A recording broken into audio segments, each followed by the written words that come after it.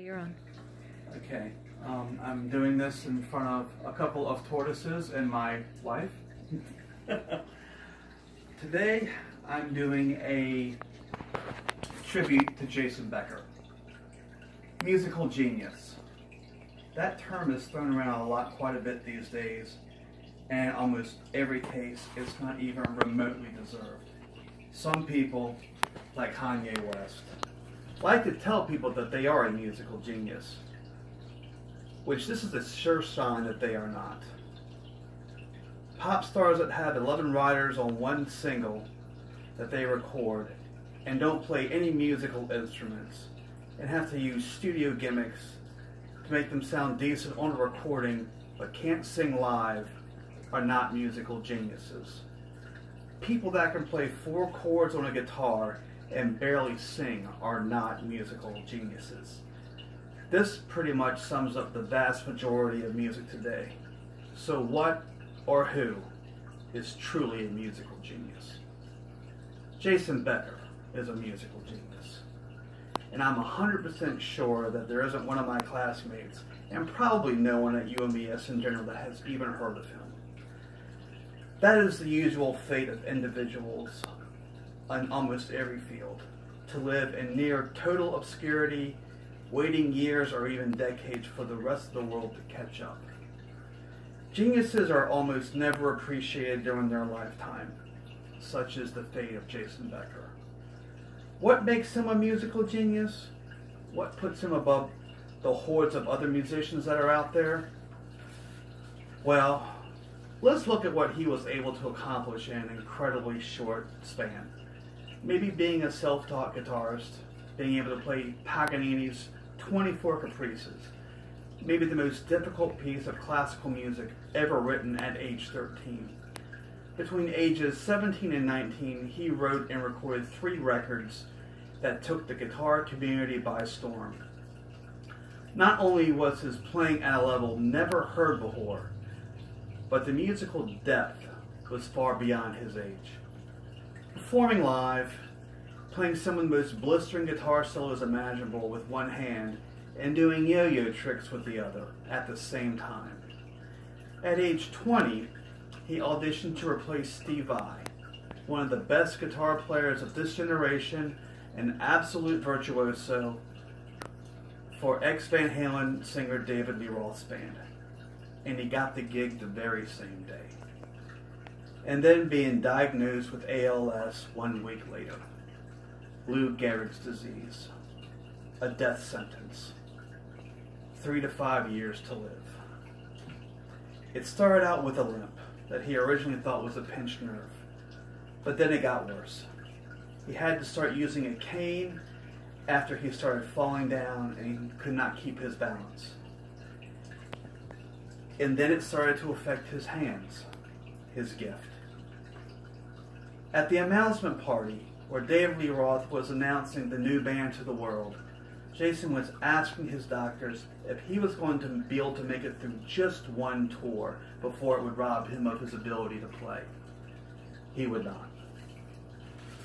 While in the studio recording the album, A Little Ain't Enough, the disease rapidly spread.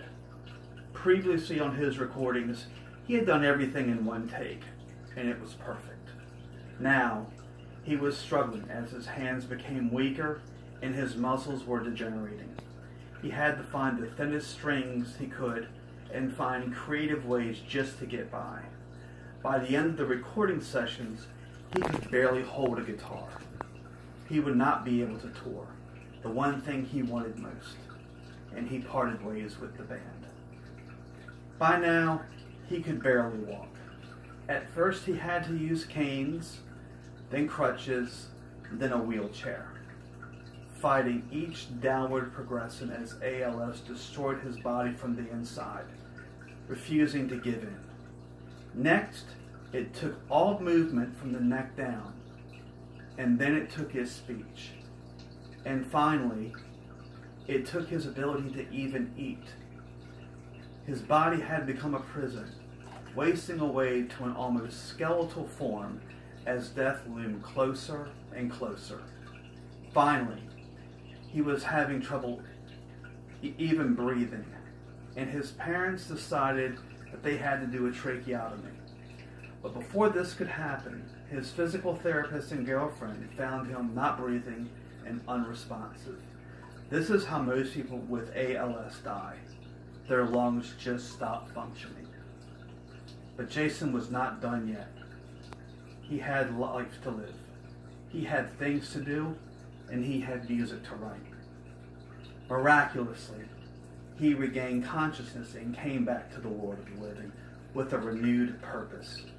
The tracheotomy helped him with his breathing. His parents and girlfriend changed his diet drastically, which has to be injected through an IV to help him get stronger. And it worked.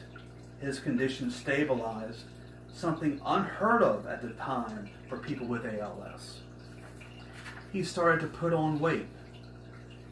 He and his father designed a grid system using his eyes because that was the only thing left that he could move to spell out words.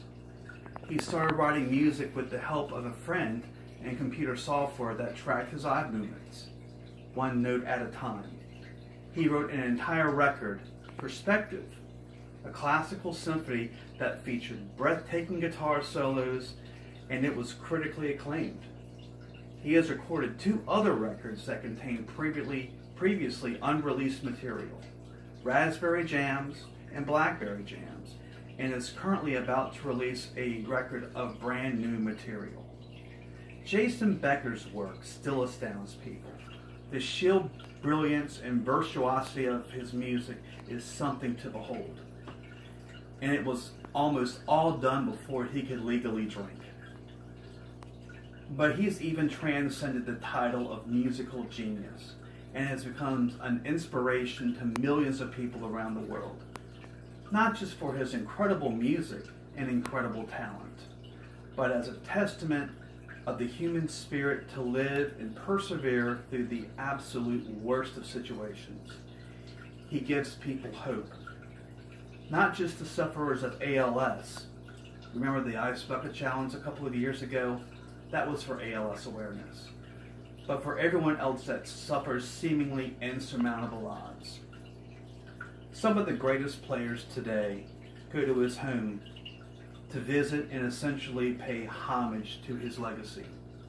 He usually asks them, using his parents to interpret his grid system of eye movements, if they want to play one of his guitars that he has hanging on the wall.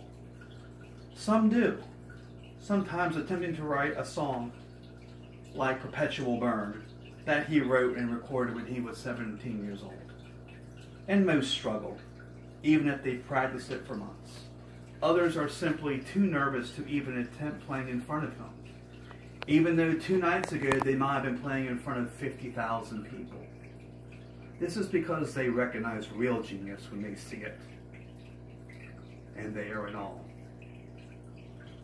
Jason Becker was supposed to die between 1994 and 1996, but he's not dead yet.